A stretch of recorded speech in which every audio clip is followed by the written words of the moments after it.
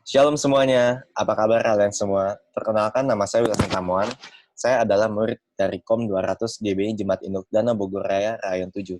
Nah, pada hari ini saya akan menjelaskan atau berkhotbah mengenai tentang citra dan integritas. Puji syukur saya diberikan kesempatan oleh Tuhan dan tentunya oleh GBI Jemaat Induk Dana Bogor Raya untuk bisa sharing khotbah.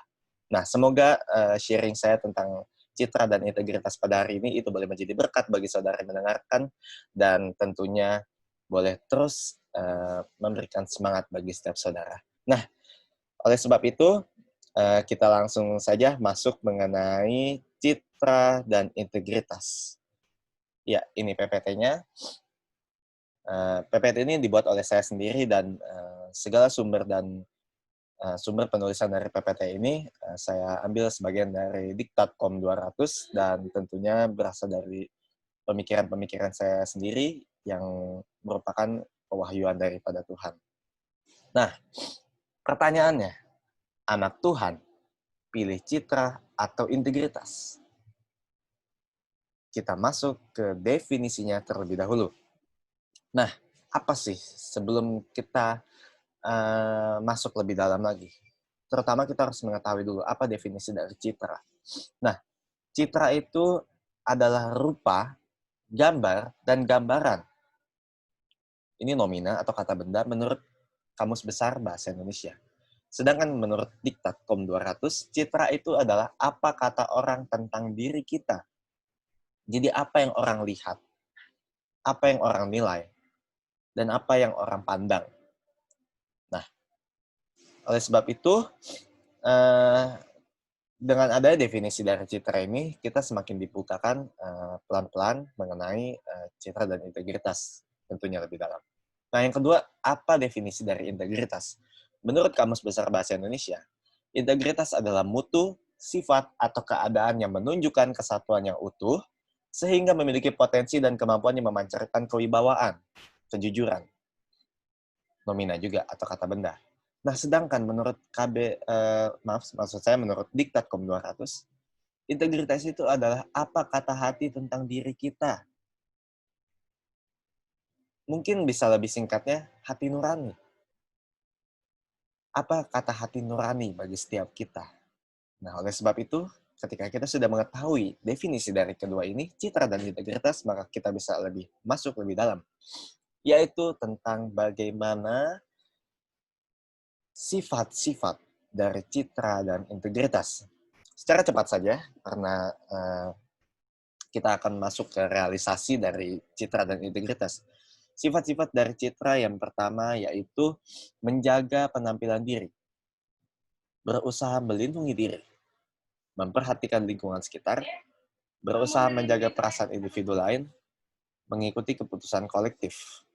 Nah, ini semua merupakan sifat-sifat dari setiap citra. Ketika seseorang ingin memperbaiki citranya, ia ingin menjaga penampilan diri.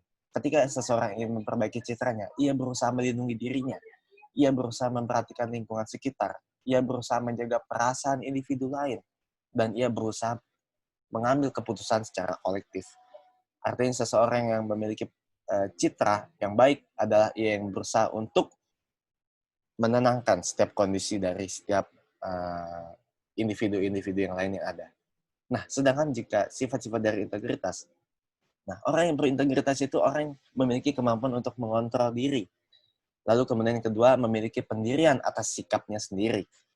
Yang ketiga, ia adalah memiliki pengetahuan mutlak adanya. Ketika ia menilai itu benar dan salah, itu mutlak. Tidak ada seperti kalau kita mendengar pengacara yang handal, adalah pengacara yang bagaimana bisa membalikkan yang benar menjadi yang salah menjadi benar. Nah, tidak. Jika bagi orang yang berintegritas, dia memiliki pengetahuan yang mutlak.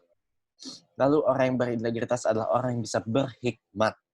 Orang yang bisa mengundang hadirat Tuhan. Dan yang terakhir, orang yang berintegritas adalah orang yang berpegang pada suara hati, bukan situasi. Situasi ini bisa digambarkan seperti orang-orang yang memperbaiki citranya, yaitu pada poin kelima, yaitu mengikuti keputusan secara kolektif. Bagi orang yang berintegritas, Berpegang pada suara hati adalah sebuah kekuatan. Berpegang pada suara hati adalah sebuah kemampuan agar ia dapat memilih uh, pilihan yang terbaik bagi dirinya. Nah, kita masuk lebih dalam lagi. Sekarang adalah realisasi dari citra dan integritas. Ketika kita sudah mengetahui apa definisi dan sifat-sifat dari citra dan integritas, maka kita harus tahu realisasinya. Ya, saya akan garis bawahi, yaitu citra versus integritas. Nah, kita masuk ke khotbah. Mungkin sebagian kita tidak paham dengan baik jika kita mendengar kata citra. Akan tetapi, kita pasti mengerti ketika seseorang mengucapkan kata pencitraan. Pasti saudara-saudara mengetahui kan apa arti pencitraan. Nah, kata pencitraan ini kerap kali digunakan oleh seseorang, khususnya anak-anak muda seperti saya, jika sedang meledek temannya yang sedang atau akan melakukan suatu perbuatan. Nah, apa sih contoh simpelnya ketika seseorang melakukan pencitraan? Ya, contoh simpelnya jika kita menggunakan kata pencitraan adalah ketika kita sedang berusaha untuk dekat dengan seseorang yang ada di lingkungan kita, baik sekolah, maupun tempat kerja, maupun lingkungan masyarakat yang ada di luar sana, dengan bertujuan untuk memperoleh benefit atau manfaat tertentu dari seseorang yang kita dekati. Nah, kita seolah-olah berbuat baik hanya untuk mencapai keinginan pribadi semata, bukan berasal dari hati nurani. Itu orang yang sedang pencitraan. Nah, contoh lain apa sih? Ketika kita melakukan pencitraan. Nah, contoh lain yaitu ketika kita juga ingin jahat terhadap orang lain dengan berpura-pura bertingkah laku baik, seakan-akan itu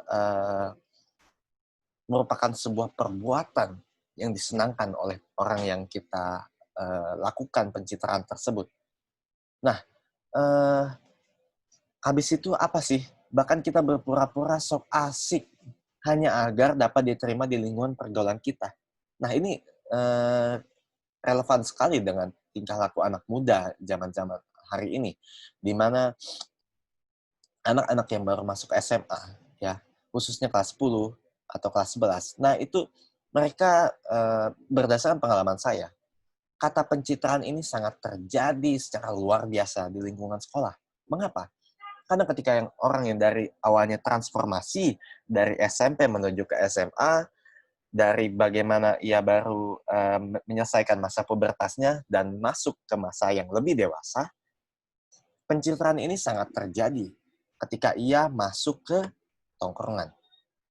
Banyak yang dari anak SMP menuju ke SMA belum merokok, tetapi karena di dalam satu tongkrongannya, di dalam satu perkumpulan atau persekutuan, ada yang merokok, ia merasa sangat tertantang. Ia sangat merasa, wah, kalau saya tidak merokok, saya tidak keren. Nah, oleh sebab itu, kata pencitraan ini benar-benar sangat terjadi dan sangat relevan di dalam setiap kehidupan kita. Nah, hal ini lantas tidak sepenuhnya membuat kita berperilaku menjadi diri sendiri. Sudah pasti, awalnya diri kita tidak ingin merokok, awalnya diri kita tidak ingin memiliki pergaulan yang buruk, tetapi oleh karena satu kata yaitu citra atau pencitraan, semua bisa berubah. Nah, kita hidup di dunia ini sering ingin memuaskan dan menyenangkan orang lain. Dunia ini ingin semua yang baik, ingin semua yang enak, ingin semua yang sukacita. Nah, tapi ketika kita berbuat untuk memuaskan dan menyenangkan orang lain, serta dapat diterima di lingkungan pergaulan kita masing-masing, itu merupakan sebuah usaha bagi setiap kita. Dan berdasarkan citra dan integritas, apakah usaha tersebut masuk ke integritas atau cinta? Nah, manusia ini sangat tidak ingin ditolak. Manusia diciptakan untuk menerima sebuah keadaan yang baik. Akan tetapi, dunia berbeda. Manusia tidak ingin dikucilkan. Manusia tidak ingin dihujat. Manusia tidak ingin dimaki-maki.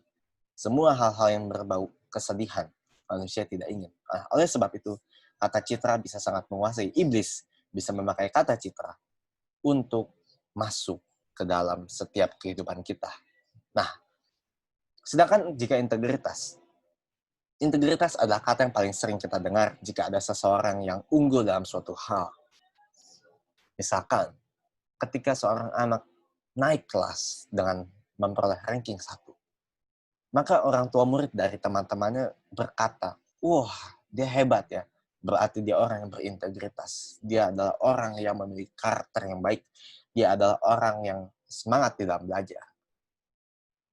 Nah, itu realisasi dari integritas. Nah, integritas di dalam Tuhan adalah bagaimana kita menjaga sikap yang seharusnya ketika kita hidup di dunia ini, itu hidup sesuai dengan firman Tuhan. Nah, sebab apa yang terjadi atas hidup kita hari-hari ini, bukan atas apa yang kita lakukan, bukan atas apa yang kita raih, bukan atas apa yang kita peroleh, atau bukan atas apa yang kita pikirkan serta kehendaki, tapi semuanya hidup kita ini semua berasal dari apa yang setiap firman Tuhan katakan bagi setiap kita dan keluar melalui mulut setiap kita. Nah, oleh sebab itu, integritas seorang pelayan Tuhan atau seorang anak Tuhan atau seseorang yang sudah ditebus lunas di atas kayu salib oleh Tuhan Yesus Kristus, itu adalah bagaimana merealisasikan firman Tuhan dalam setiap kehidupan kita sehari-hari. Bukan atas mengikuti kondisi dan situasi yang ada, melainkan kita tetap berpegang pada kebenaran, yaitu seperti orang yang berintegritas, memiliki pengetahuan yang mutlak adanya. Ketika benar, ia mengambil benar, ketika salah, ya salah. Nah, jadi berdasarkan penjelasan tadi, saya ingin bercerita sedikit tentang bagaimana pengalaman saya di dalam menjaga integritas saya sebagai pelayan Tuhan. Puji Tuhan, saya sudah melayani di gereja saya sendiri, yaitu GBI Jemaat Induk dan Nabung Raya, dan saya sangat bersyukur atas otoritas ilahi yang sudah Tuhan percayakan kepada saya. Nah, jadi beberapa bulan yang lalu, sekitar bulan Maret tahun 2020, saya sebagai seorang mahasiswa, saya memiliki tanggung jawab di dalam mata kuliah di dalam setiap mata kuliah yang ada di kampus saya. Dan pada suatu saat saya dipilih untuk menjadi ketua kelas. Dan itu merupakan sebuah tanggung jawab yang lebih bagi saya tentunya. Ketika saya harus menjaga bagaimana menjadi ketua kelas yang baik di mata teman-teman dan mata dosen. Nah, akan tetapi di dalam suatu hari, pada saat itu sedang ada namanya kuis. Nah, kuis ini sudah dilaksanakan dengan metode PJJ, atau yang bisa saya bilang pembelajaran jarak jauh, atau yang bisa kita kenal dengan study from home or work from home. Nah, jadi ketika semua orang beralih dari pelajaran offline menuju ke online, dari platform biasa kita melihat di papan tulis, tapi menjadi platform Zoom atau platform WhatsApp atau platform apapun, Google Meet, nah itu semua berubah. Kondisi setiap mahasiswa, mood atau suasana hati dari setiap mahasiswa itu berbeda. Motivasi, semangat untuk mereka belajar itu juga akan berbeda. Nah, suatu saat ketika saya sedang menjadi seorang ketua kelas, saya ditugaskan oleh seorang dosen untuk memberikan tugas kepada teman-teman. Nah, pada minggu lalunya, tugas yang sama pun diberikan oleh dosen tersebut, dosen mata kuliah tersebut. Akan tetapi, tugasnya tidak dikumpulkan. Nah, hal ini lantas membuat setiap mahasiswa yang ada di kelas mata kuliah saya, itu merasakan bahwa, oh, tugas yang minggu ini nggak perlu dikumpulkan.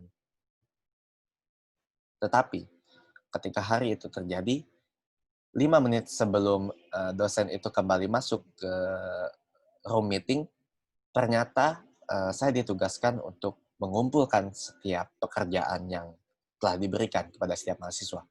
Nah, hal ini membuat saya sangat kaget. Dan tentunya ketika pengumuman itu saya share ke teman-teman, itu juga sangat kaget. Nah, teman-teman sangat bingung, teman-teman sangat marah. Mengapa dadakan?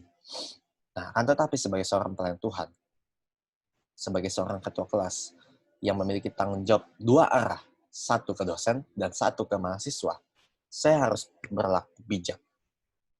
Saya harus menyelesaikan tanggung jawab saya sebagai seorang ketua kelas. Ketika saya mengumpulkan setiap tugas-tugas dari mahasiswa yang ada, banyak yang telat karena dadakan.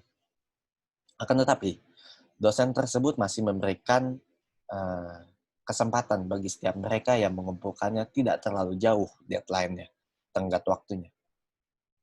Nah, faktanya, ada lebih dari 10 mahasiswa yang tidak diterima tugasnya oleh karena waktu yang sangat telat. Hal ini membuat saya bingung menjadi ketua kelas, bagaimana saya harus bertingkah laku. Bagaimana saya harus memperlakukan dosen saya dan harus memperlakukan teman-teman saya. Ketika saya menjadi orang yang pencitraan, maka sudah selayaknya saya akan memanipulasi waktu dari teman-teman saya di dalam mengumpulkan tugas. Akan tetapi ketika saya berintegritas, saya tahu mana yang benar dan mana yang salah, saya jujur. Saya mengumpulkan kepada dosen sesuai dengan waktu ketika teman-teman saya mengumpulkan kepada saya. Dan ini merupakan sebuah cobaan bagi saya. Ketika saya baik di mata dosen, tetapi saya buruk di mata teman-teman. Karena saya tidak membantu setiap mereka di dalam mengumpulkan tugas. Nah, akan tetapi, bagi saya, tugas yang saya kerjakan dan tanggung jawab yang saya kerjakan itu sudah selesai. Saya menerima setiap risiko yang ada. Saya mungkin dibenci oleh teman-teman saya, tapi saya yakin dan percaya Tuhan tidak akan pernah membenci saya. Dan Tuhan pasti akan selalu menyertai saya, walaupun teman-teman saya pergi dari saya. Nah, oleh sebab itu, ketika malamnya saya membaca firman Tuhan, saya teringat dengan Mazmur 56 ayat 2-5. Kita masuk ke firman Tuhan. Nah, ketika saya membaca pada malam hari, Mazmur 56 ayat 2-5, dan jawabannya ada di ayat 10, saya akan bacakan. Kasihanilah aku ya Allah, sebab orang-orang menginjak aku sepanjang hari, aku memerangi dan mengimpit aku. Seteru-seteruku menginjak-injak aku sepanjang hari. Bahkan banyak orang yang memerangi aku dengan sombong. Waktu aku takut, aku ini percaya kepadamu, kepada Allah yang firman-Nya kupuji. Kepada Allah, aku percaya. Aku tidak takut. Apakah yang dapat dilakukan manusia terhadap aku? Jawabannya ada di ayat 10. Maka musuhku akan mundur pada waktu aku berseru, aku yakin bahwa Allah memihak kepadaku. Rencana manusia di hadapan Tuhan bisa berubah. Tetapi rencana Tuhan bagi setiap anak-anaknya, terlebih bagi setiap kita, tidak akan pernah berubah. Tuhan pasti akan menyertai, Tuhan pasti akan menuntun apapun situasi dan kondisi saudara hari-hari ini. Ketika saudara juga merasakan apa yang saya rasakan dan harus memilih setiap keputusan yang ada, maka itu merupakan sebuah pilihan yang bijak atau tidak. Nah, berdasarkan cerita dari yang sudah saya share dan tentang bagaimana citra dan integritas, maka ada ayat penting untuk saudara yang bisa saya share, yaitu ada 2 ayat. Yang pertama, Amsal 1 ayat 7. Saya akan bacakan, takut akan Tuhan adalah permulaan pengetahuan, tetapi orang bodoh menghina hikmat dan didikan. Ketika kita takut akan Tuhan, kita tidak hanya bisa berbicara melalui mulut, dan kita tidak hanya bisa sebarkan kepada teman-teman tanpa adanya realisasi. Realisasinya adalah kita mencintai pengetahuan. Ada di ayat selanjutnya, di Amsal 3 ayat 11, hai anakku, janganlah engkau menolak didikan Tuhan, dan janganlah engkau bosan akan peringatannya. Dan oleh sebab itu, firman itu menguatkan setiap kita. Firman itu membangun setiap kita. Dan firman itu adalah Allah sendiri. Ketika kita membaca firman, artinya kita sudah terkonek, kita sudah terhubung dengan Tuhan, dan Tuhan pasti akan mengerti setiap apa yang kita alami, asalkan kita percaya. Nah, oleh sebab itu, kita masuk ke slide berikutnya tentang bagaimana the year of a new dimension. Ulangan 28 ayat 13, saya ambil. Tuhan akan mengangkat engkau menjadi kepala dan bukan menjadi ekor. engkau akan tetap naik dan bukan turun. Apabila engkau mendengarkan perintah Tuhan Allahmu, yang kusampaikan pada hari ini, kau lakukan dengan setia.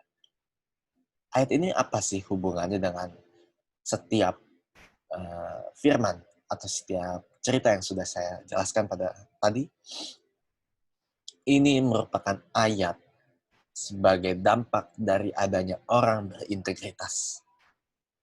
Ketika orang yang berintegritas terus berada di dalam jalannya Tuhan, ketika orang yang terus berusaha untuk cinta akan Tuhan, maka yakin dan percaya Tuhan akan mengangkat engkau menjadi kepala dan bukan menjadi ekor. Engkau akan tetap naik dan bukan turun.